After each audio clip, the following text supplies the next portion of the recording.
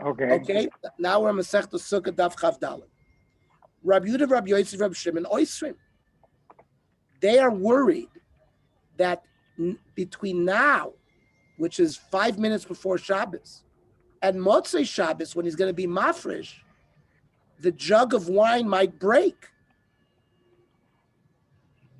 And then the fact that now you drank, you're not going to be able to fulfill the hafroshas, maestros, and trumas. So the worry that the jug might break is analogous to misa. So here we see Rabbi Yehuda is chayish lemisa, and Rabbi Meir is not chayish lemisa. And for the Gemara epoch, so you've now given me two proofs. It must be correct. We have to switch the shitas. Rabbi Meir chayish lemisa, and Rabbi Yehuda loy chayish lemisa. It's Rabbi Yehuda that's not chayish lemisa, and Rabbi Meir is chayish lemisa. Ditanya, asala be'em adoifen l'sukkah. If you used an animal as a wall of a sukkah, Rabbi Meir poisel. Why? Because he's chayish lemisa. Rabbi Yehuda machshir. We end up with a problem because we have a baraisa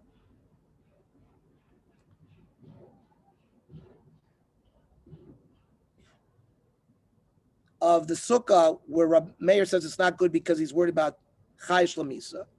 But we have the baraisa about the jug of wine where Rabbi Meir allows you to, he's not worried about the jug breaking.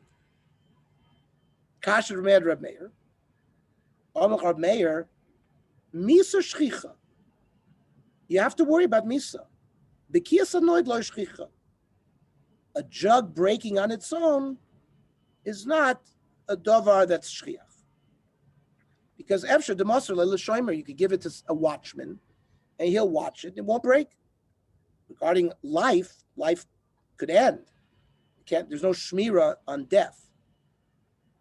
But we also have kasha Rabbi Yehuda, right? Rabbi Yehuda, we just showed, is chayish for misa, and we brought you a baraisa that Rabbi Yehuda is machshir by a sukkah for an animal, because it's not chayish lemisa, but he's chayish that the jug will break. How do you reconcile Rabbi Yehuda? Time Rabbi Yehuda lav mishum the chayish b'kiyas noid. We didn't learn the Gemara right, says the Gemara. Rabbi Yehuda doesn't have a problem about maybe the jug will break. It's el mishum de lesle breira. Breira is retroactive designation. Has to come out that if eventually Motzei Shabbos you're going to be mafresh trumas and maestros, you have to use a halachic concept called breira, where retroactively it always was going to be separated, which is why Friday, 5 minutes before Shabbos, you could drink the wine. But Rabbi Yehuda doesn't allow breira. And therefore, that's why that mechanism doesn't work.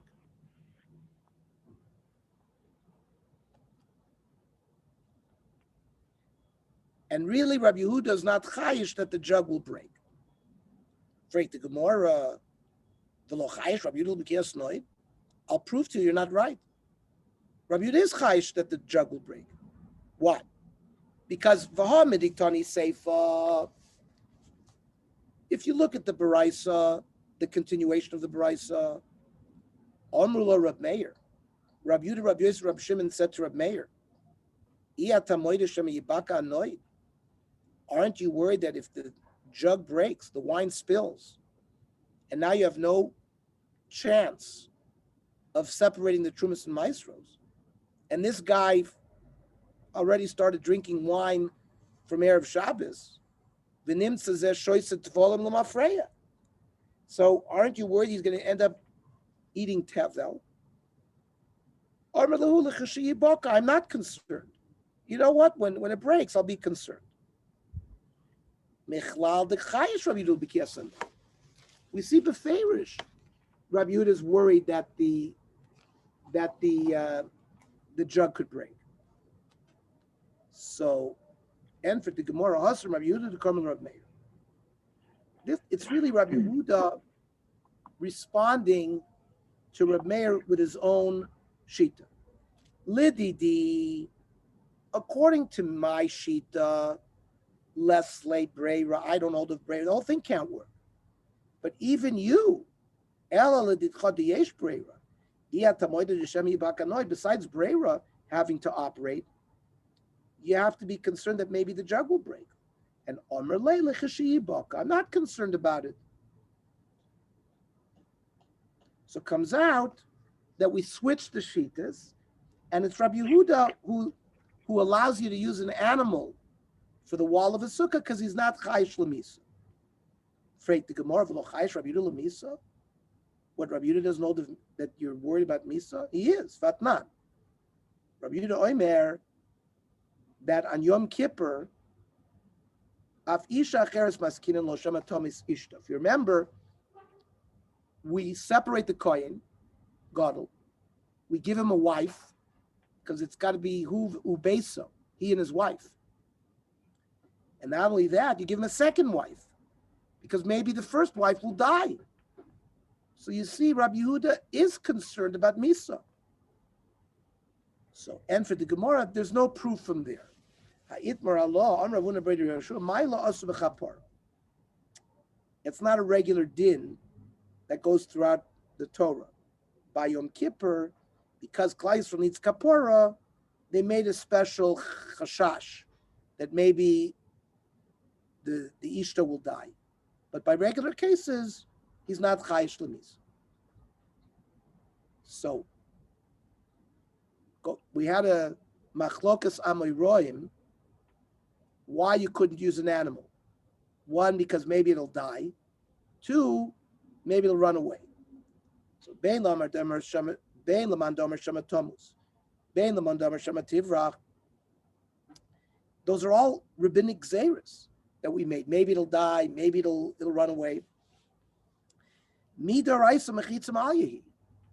Minat Torah, a wall created by an animal is a perfectly good wall. It's only Rabbanan who do gazripa.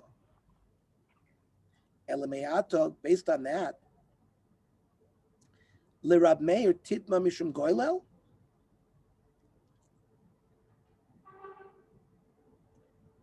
The putting a animal as the seal, or live animal as a seal over a grave, how could it become tame? Alama Tanan, Rabbi Yehuda metame mishum goylel. Rabbi Yehuda did hold that the animal would become tame. Rab Meir mitayr, but Rab Meir says it remains tohor. Well, if according to Rab Meir, we said that the behema makes a perfectly good wall. It's just because the Rabbanan made gzeira. Why should Rab Meir say it doesn't become tamei? So El Amar Avacha Bar Yaakov, Ksav Rab Meir kol mechitza shoymedes beruach eina mechitza. Rab Meir holds that a live animal cannot establish, if it doesn't have some kind of outwardly construction, like and it needs ruach to make it stand, like ruach chayim. Such a thing cannot be a bechitza, and that's why Reb Meir rejects it as a mechitza. Ikedi Amri, other people learn this dialogue differently. Amar Vacha Bar Yaakov. Ksav Reb Meir kol mechitza she'ena asu bidei adam.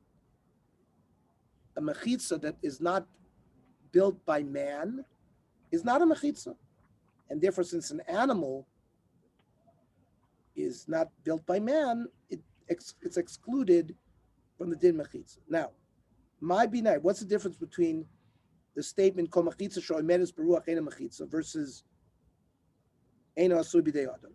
Ikibinayu the ukma benod tafuach. Let's say you blew up a large balloon, and you use that as a wall. Well, according to the shita that something with ruach cannot serve as a wall, that would not be a good wall. According Yeah. to the Shita, that if it's not man-made, well, this is man-made. A balloon is man-made. That would be a good wall. That would be one nafkamina. Right? A balloon is ruach, and therefore it can't be a mechitza. That's the difference between the ikadiyamis. Chavdal Daman Beis. Amar Mar. Mishum Rav Yosef Glili Amru. Af ein koisven alav gitei noshim. We said you cannot write a get on the hide of a live animal. My time Rav Yosef Glili. The Tanya, it says because of law sefer krisus. You shall write for the woman a book of divorce. The Tanya, sefer, ainly al sefer, minayin the rabbis called over. It doesn't have to be written on a book. It could be written on anything. Talmud Lev of a kosa of law, mikol mokom. Writing on anything will work. Imkein ma Talmud Lev sefer.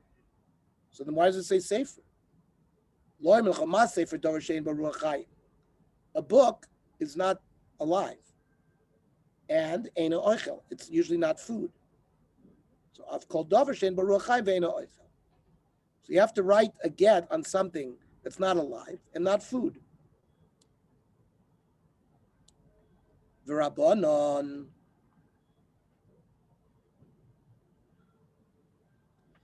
The Chachamim allow you to write a get on the side of an animal. It's only Rabbi Yossi Aglili who says you can't. So how do the Rabbanon get out of these issues that we just raised? So the Gemara says, "Ikos of basefer." If it would have said "v'kos of la basefer krisus," I would have agreed with you, Kidikamen. Hashta dechsiv sefer. It says "v'kos of la sefer krisus." L'sfiras dvarim ba'alma asa. It has got to reveal a narrative. A story is being told. I don't care how the story is being told. If you wrote it on the back of an animal, you are delivering words. And that's all we need for a get. So the Rabbanon, hi v'chosav, when it says v'chosav la, my darshibei, what do they do v'chosav? They need it, the ksiva misgareshes, ve'ena misgareshes bekesev. A divorce has to take place with a document of writing. You can't give her money and with that, she gets divorced. Now, why would I think that money would work? Because I might have thought, there is a hekesh between it says, V'haitali ishacher. And Havaya is Kiddushin. It says v'yatsa mi beito v'halcha v'haisa li'ish acher. Havaya is the creation of marriage through kiddushin. So there's a hekesh between the way we get married and the way we end the marriage.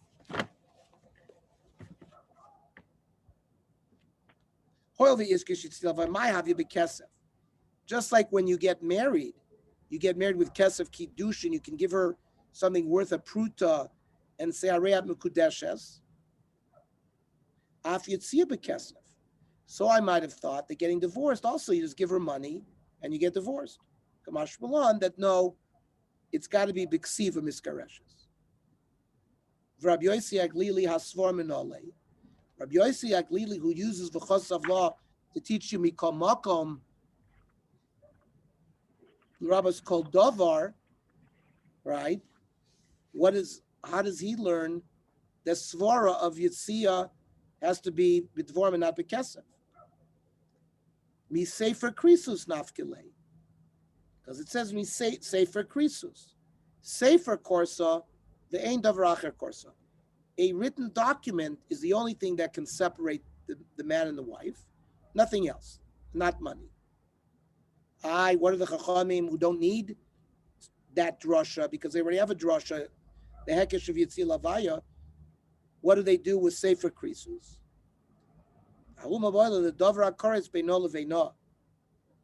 A divorce has to be a final, there has to be finality in the divorce. If something is left open, it's a problem. Kiritanya.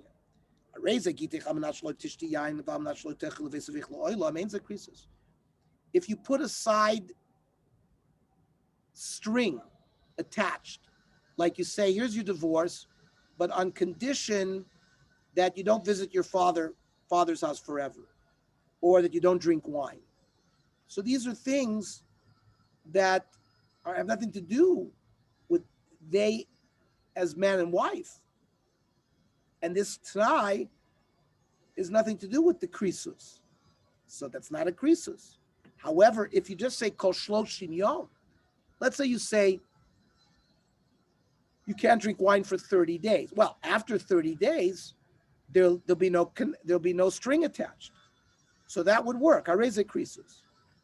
So how does Rabbi Yossi Glili learn this? In V'idich, mikares krisus nafka. The Torah could have used the word sefer kores. Instead, it used the word sefer krisus.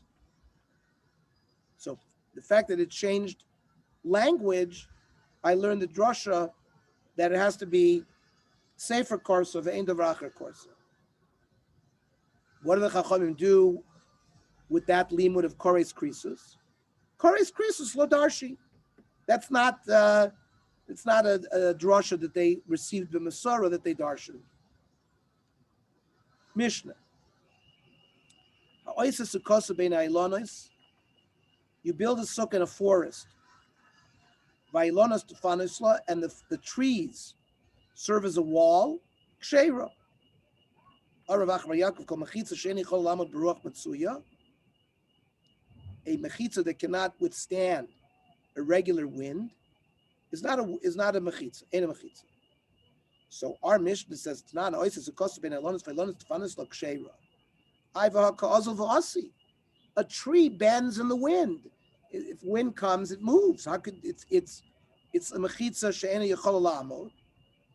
We're talking about a redwood tree that doesn't blow in the wind. It's strong. What about the branches and the leaves? You tie it all up so they become But part Ernie, Yes. the trees are living things. Yeah, but the living things you can't use for the schach. Here we're talking about the wall of the sukkah. All of the sukkah you can use as a living thing. Okay. So if you're talking about a tree, that's like a cedar, cedars or a redwood tree that doesn't move in the wind, and you've tied up the branches, then what's the chiddush? Of course it could be used as a sukkah.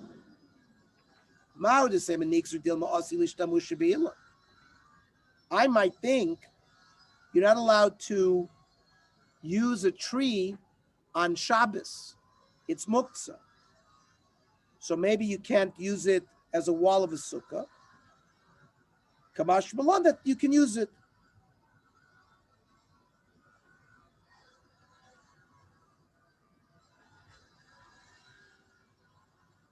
On Shabbos in a chanami, you're not going to be allowed to lean your kalim on it or use the tree, but the rest of it, the time you could use it. Toshma hayasham ilan agoder mechitzas hakonim.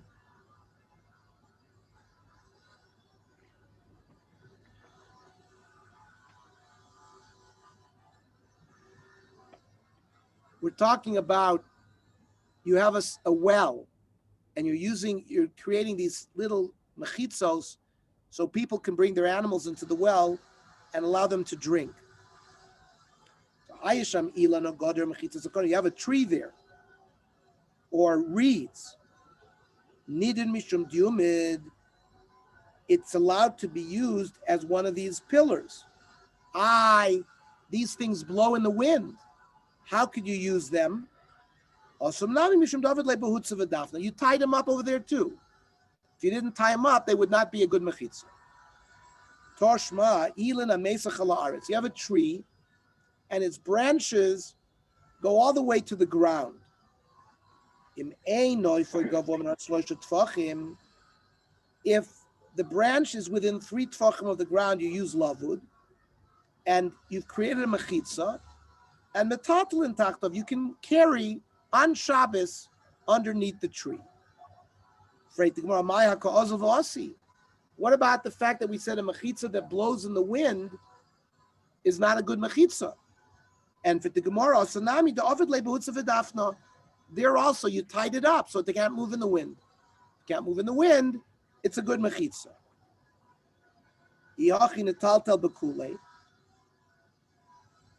Well, how come then we should be allowed to carry anywhere under the tree, like a regular Rosh Hashanah?